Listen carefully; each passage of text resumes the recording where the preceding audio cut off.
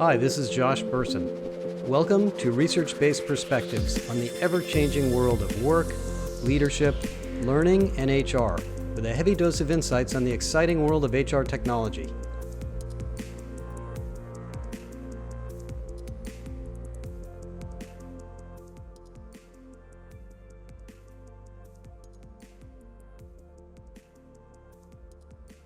Good morning, everyone. Today I'd like to share some thoughts on leadership and what we can take away from the last 4 years of the Trump administration and today's results of the U.S. presidential election.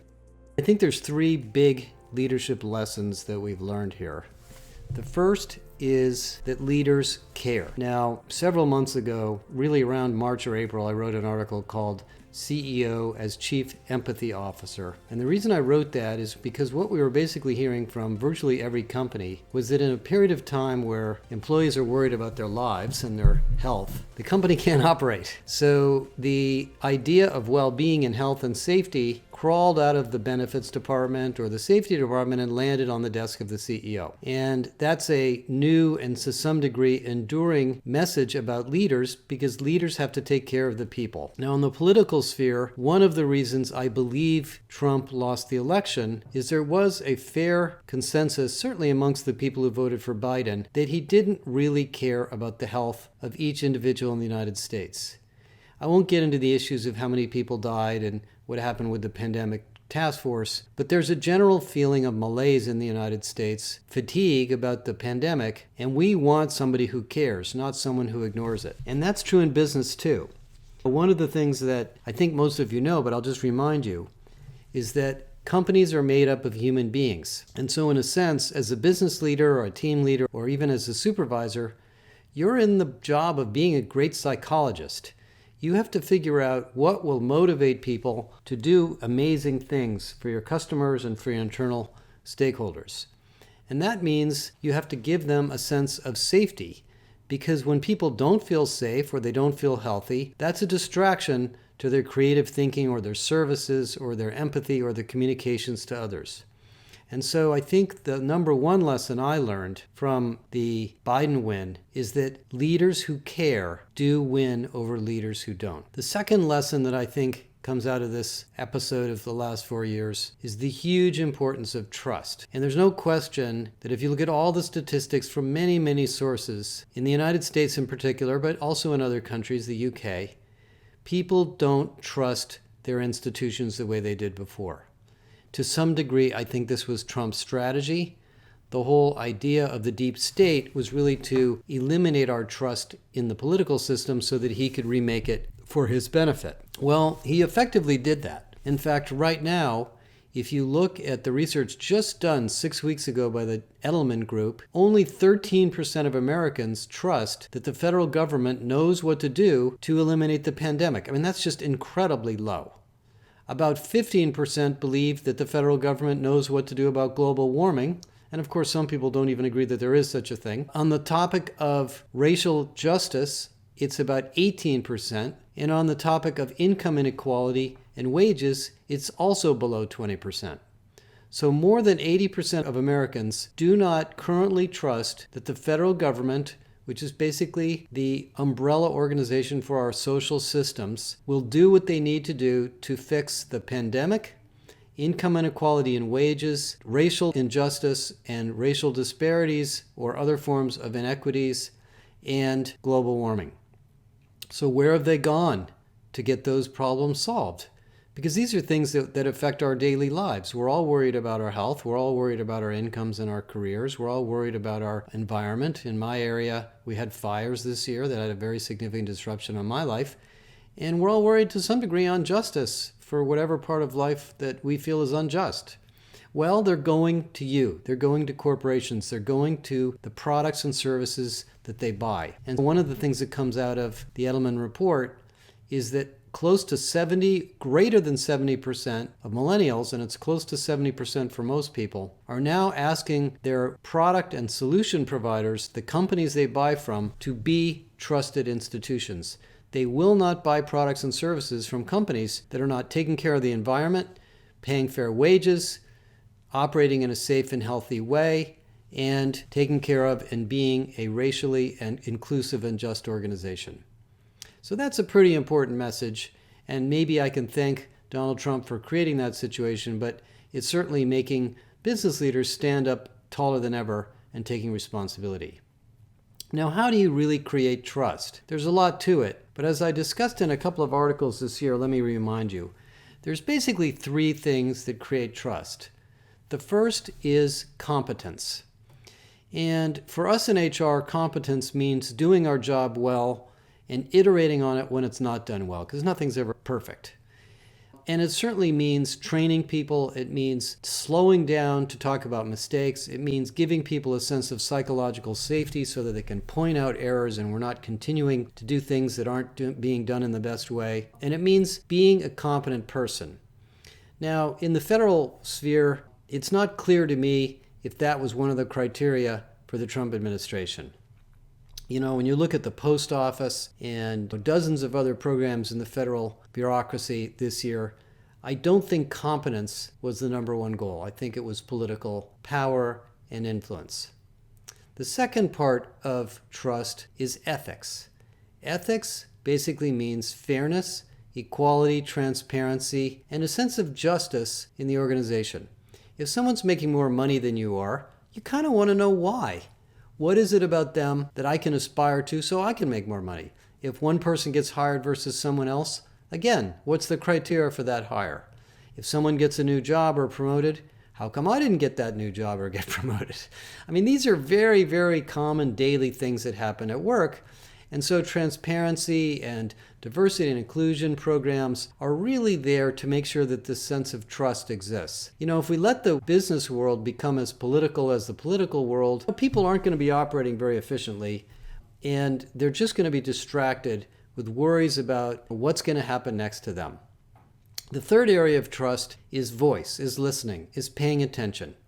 And all year this year, I know you have done an incredible job of listening to employees, having town halls, having CEOs and all of your business leaders available for people, doing surveys, and really understanding what's on people's minds. That creates a sense of trust and also a sense of psychological safety that when people speak up, we're going to listen and we're going to respond, and they won't be penalized for pointing out something that may be a problem that has to be addressed. And in the political sphere, I think there was a lack of that in a significant way, and I think that's one of the other reasons that a lot of people may have voted for Biden. The third issue I want to bring up about leadership that I think becomes clear from the election is this idea of followership. Now, I've read probably 100 books on leadership and talked to many hundreds of you and companies, and certainly gone through my own leadership journey. And one of the quotes I will never forget was from Colin Powell, who was a very highly esteemed leader, despite what happened in the Iraq War. And what he said is that great leaders have followers. In other words, your role as a leader, supervisor, manager, executive is to create an environment and experience where people want to follow you. Now, you can do that in any way you want. Some leaders are very enthusiastic. Some are very smart. Some are very strategic. Some are very persuasive. I mean, you can read book after book about CEOs of different companies and see what it was about them that created a sense of followership. But I would encourage you in your leadership assessment, leadership development, leadership discussions to remind people that just being the boss does not make you a leader. And in many respects, that was really what happened to Donald Trump. I get the sense that his style of leadership is it's my way or the highway. And the turnover and the rancor that took place in the White House and in the federal government during his administration is evidence of that. On the other hand, leaders that create a sense of teamwork and followership have scale.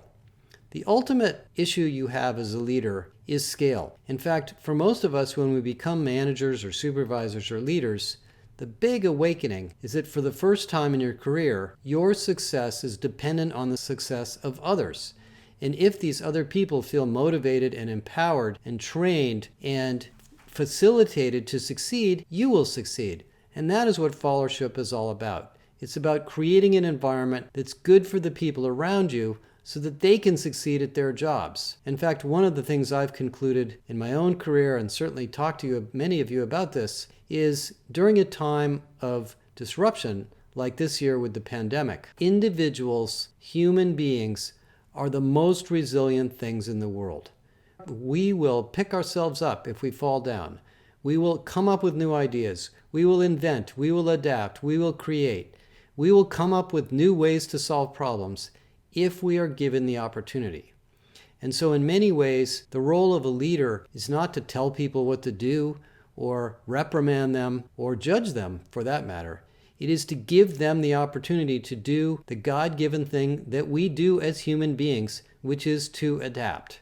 And when you do that, you create followers, because all the individuals working for you feel empowered to succeed in their lives, and in turn, you can succeed as a leader. You know, there's a lot of lessons to learn about the last 4 years in the United States. And in addition to these, I would add one more, and that is that being a great politician does not require that you are a great leader.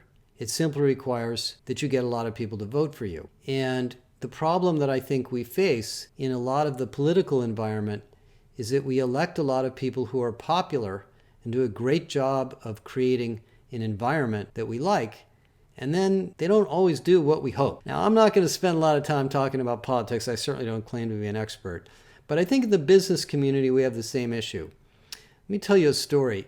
2 years ago, I was in Finland, meeting with several of the biggest companies in Finland. I met with one of the largest elevator companies in the world. I met with one of the largest food product companies and dairy companies in the world, and several other companies over there. And I was incredibly impressed with the quality of their HR, the depth of their thinking of their business strategies, the quality of their products and services, the level of engagement and passion they had. But the one thing that was amazing about all of the companies I visited, because we talked about leadership a lot, was that they all told me that the CEO is not the most famous person in the company. In fact, many of them told me that the CEO is actually behind the scenes and really more of an operator and less of a celebrity. And that in that country, and they make good money, but they're not making nearly as much money as they do in the United States, the executive leadership or leadership role is one of supporting others. And these Finnish companies are incredibly high-performing companies. And I think that's a role model to some degree for us. Now, every leader leads in different ways, and certainly it takes a big ego to be a CEO.